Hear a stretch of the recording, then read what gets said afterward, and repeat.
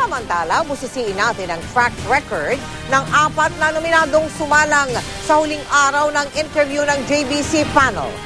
Gaano ba sila kahanda para maging susunod na Chief Justice? Yan ang tinutukan ni Maki Pulido. Bagoy talagang chairperson ng SEC, senior partner si Teresita Herbosa at unang babaeng co-managing partner ng Angara, Abelio, Concepcion, Regala and Cruz Law Office o ACRA Law. Sa kanyang biodata nakasaad na direct descendant siya ng ating pambansang bayani na si Jose Rizal. Noong 2001, isa siya sa mga pinangalanang top litigation lawyers ng Pilipinas ng International Finance Law Review. Nagsilbing executive secretary ni dating Pangulong Joseph Estrada si dating Congressman Ronaldo Zamora. Naging kongresista siya ng mahigit 10 taon.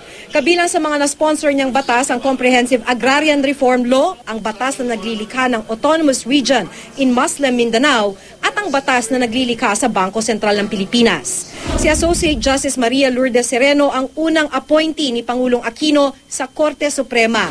Si Sereno ay isa sa mga pinakabatang na-appoint sa Korte Suprema, halos 20 taon pa siyang manunungkulang mahistrado hanggang sa retirement niya sa 2030. Bagoy talaga sa Korte Suprema, Executive Director siya ng Asian Institute of Management. Naging co-counsel siya para sa Pilipinas sa mga kaso kaugnay sa NAIA 3. Bumoto si Sereno pabor sa Truth Commission na nilikha ng unang executive order ng Pangulo. Pabor siya sa pamamahagi ng lupain ng Hacienda Luisita pero nag-dissent sa date of taking na itinakda ng korte. Gusto niya maging later date pa ito kaysa 1989 para tumaas pa ang value ng Hacienda Luisita. Hindi siya bumoto pabor sa pag-i-issue ng Korte Suprema ng TRO sa watchlist order ng DOJ sa pagbiyahe ni dating Pangulong Arroyo.